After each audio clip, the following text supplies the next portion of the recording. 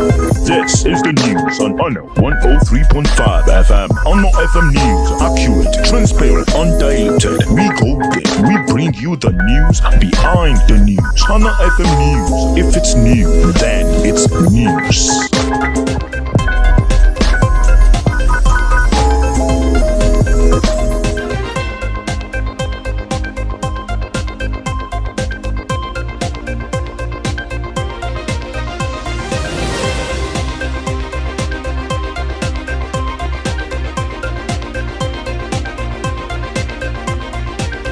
A wonderful afternoon and welcome to the World News on Honor 103.5 FM. Here are the headlines. President Bola Tinubu arrives Ethiopia for Africa Union Summit. National Assembly passes 54.99 trillion naira 2025 budget estimates, awaits President Tinubu's assent. Ekiti court strikes out defamation suit against Dele Farotimi. From the African scene, Libya recovers 11 bodies of migrants. And business Nigerian tax laws not conducive for growth, Oyedele declares. On the foreign scene, U.S. Vice President J.D. Vance is scheduled to meet with Ukrainian President Vladimir Zelensky today. Still on the foreign scene, Israeli authorities make string of arrests in occupied West Bank, Gaza. In entertainment, Tubaba's mother pleads with the lawmaker Natasha to leave her son alone. And in sports, Paul Merson gives reason why he is worried and disappointed at Chelsea. Now the news and details. I am Richard Akpo. Let's begin with reports that President Bola Tinubu has arrived in Addis Ababa, Ethiopia, to participate in the 38th ordinary session of the Assembly of the African Union AU heads of states and governments. The president was received at the airport by Ethiopian Deputy Chief of Protocol Eshetu Legese, Minister of Foreign Affairs Ambassador Yusuf Tugar, and Ambassador Nasir Aminu, the charge of the affairs of the Nigerian Embassy in Ethiopia. The president will deliver a speech at the summit's level meeting of the African Union Peace and Security Council, addressing current security challenges on the continent. President Tinubu will also participate in meetings on health, financing, establishing an African credit rating agency, and climate change. He is expected to return to Nigeria on Monday. The House of Representatives on Thursday approved the 54.99 trillion naira for the 2025 fiscal year, although with zero budgetary allocation for minimum wage-related adjustments under the service-wide vote. A breakdown of the approved budget showed 3.645 trillion naira for statutory transfer, 14.317 trillion for debt servicing, 13.64 trillion for recurrent expenditure, and 23.963 trillion naira for capital expenditure development fund, with a fiscal deficit put at 13.08 trillion naira. For full breakdown of the budget, kindly check on our website www.honor135fm.net.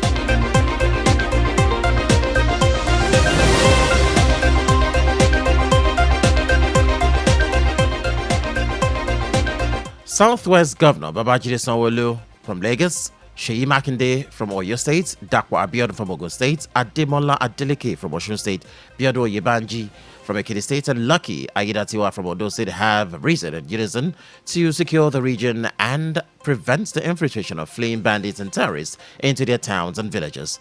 In recent months, there have been reports of bandits being discovered in southwest forests, especially in Ondo and Ekiti, which shares a boundary with Kogi State. The northern part of Oyo State has also reported the movement of suspected terrorists. They resolved to commence joint surveillance and give full backing to Amotekun with shared intelligence and the use of technology. The governors also picked Cocoa House, Ibadan, as the headquarters of the newly created Southwest Development Commission, SWDC. The Ekiti State Chief Magistrate's Court sitting in Ado-Ekiti has struck out the defamation suit filed against human rights lawyer and activist Dele Farotimi. The court's decision followed the application and motion by the police prosecutor Martin Zakala, an officer in charge of legal at the State Police Command's Criminal Investigation Department, for withdrawal of the suit from court. Farotimi had alleged in the book that Afe Babalara corrupted the Supreme Court's justices, among others. Let's know about Nigeria to Libya, where the country's security authorities have recovered no fewer than 11 more bodies of migrants in a mass grave in the southeast of the country. According to the security authorities, the total number of bodies recovered found in 55 graves has now climbed to 39 after the Attorney General said on Sunday that the authorities have recovered the corpses of 28 others in the north of Kufra, a huge southeastern district of the country. The International Organization for Migration, IOM, on Monday said that the bodies found in 2 mass graves in Libya bore gunshot wounds. The main town in Kufra lies about 1,700 kilometers from the capital, Tripoli.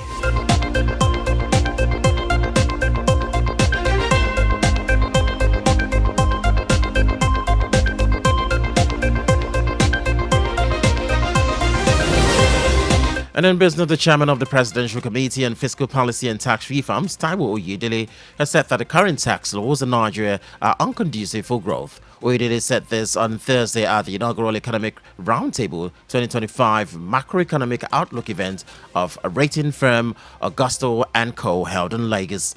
After months of controversies, the House of Representatives on Wednesday passed the 4 tax reform bills for a second reading and referred them to the Finance Committee of the House for further legislative work, including a public hearing. Speaking at the event, where he was a keynote speaker, Oyedele said that Nigeria's tax system is unconducive for growth, for a country trying to grow, but we're struggling, and the tax system is holding them down. It has plenty of taxes and taxing agencies everywhere they turn. Oyedele said it doesn't matter whether they're small or big, whether they are formal or informal. Nigeria tax anything and everything that moves. If you're just joining us, you're listening to the World News on Honor 103.5 FM. We're back after this break for foreign news, entertainment, and sports. Just stay tuned. Music. The generator carry feelings for we them up. Sport. Education. Culture. Impacts. Information. Varieties. Business. Entertainment. We have you covered on 103.5 FM.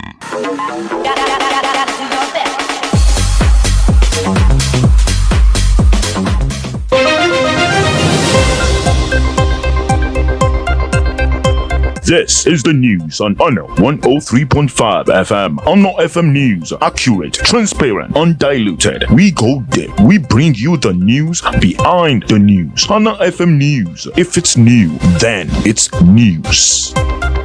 You're welcome back. If you're just joining us, it is the World News on Honor 103.5 FM. Don't forget to follow us on all social media handles at Honor 103.5 FM. You can listen to us via Radio Garden at Honor FM Ibadan. You're welcome back. Well, let's hit the foreign scene, where U.S. Vice President J.D. Vance is set to meet with Ukrainian President Vladimir Zelensky this morning in Germany. The two leaders are expected to talk about the Ukraine-Russia conflict and how to bring it to a negotiated settlement. Vice President J.D. Vance recently reiterated that NATO remains an important alliance for the United States as the Munich Security Conference kicked off in Germany, with the Russia-Ukraine war being the focal point of discussion. Recall that President Donald Trump, after a telephone call with Russia's President Vladimir Putin, promised to reach out to Zelensky in the bid to end the devastating war.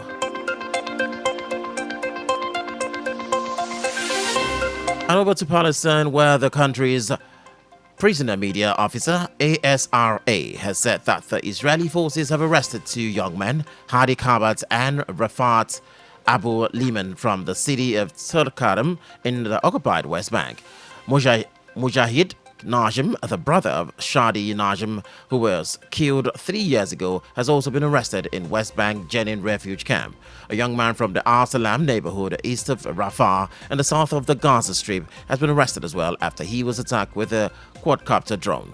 Meanwhile, the UN Refugee Agency for Palestinian, UNRWA, says the Israel military used its Arab Camp Health Center near Bethlehem as a temporary detention site during a search and arrest operation on February 12, despite the UN premises being protected by international law. The stings of arrest and detention by Israeli forces in Palestinian settlements have been widely condemned. In entertainment, Rosie Dibia, the mother of Nigerian music icon Innocent Dibia, known by his stage name Two-Face, has appealed to Nigerians to beg Natasha Osaworo, a member of the Edo State House of Assembly, to leave her son alone. In a video that went viral on Thursday night, the mother, who claimed that her son may not be acting in his right senses, urged the lawmaker to remove the bead she put on his hand and his neck. The internet was recently awash with reports of T-Face's marriage proposal to the lawmaker a few days after announcing his divorce from Annie Idibia. Mrs. Rose Idibia said her son is presently not in his right frame of mind. And in sport, former Arsenal man Paul Merson says he is worried about how Chelsea will finish the 2024-2025 Premier League season. Merson also expressed his disappointment at how they crashed out of the FA Cup last weekend despite taking the lead of the game, falling 2-1 to Brighton. Chelsea will play again this weekend in the Premier League at Stamford Bridge, and Merson feels the Blues may not be able to withstand their visitors without their injured striker, Nicholas Jackson.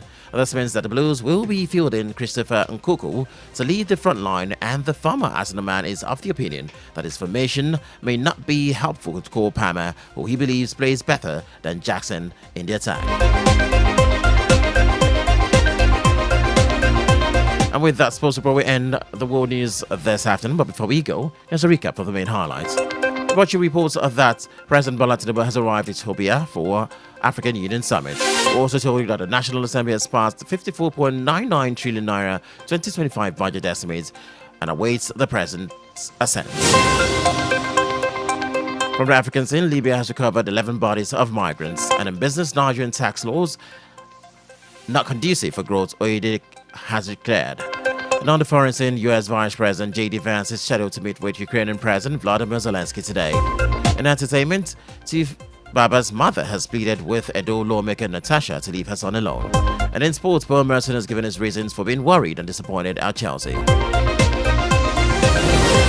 And that's the world news on 103.5 FM, as edited by Adida Manasaka and produced by Shion Oyilowo. I am Richard Apple. Thank you for listening. Good afternoon. And that was the news.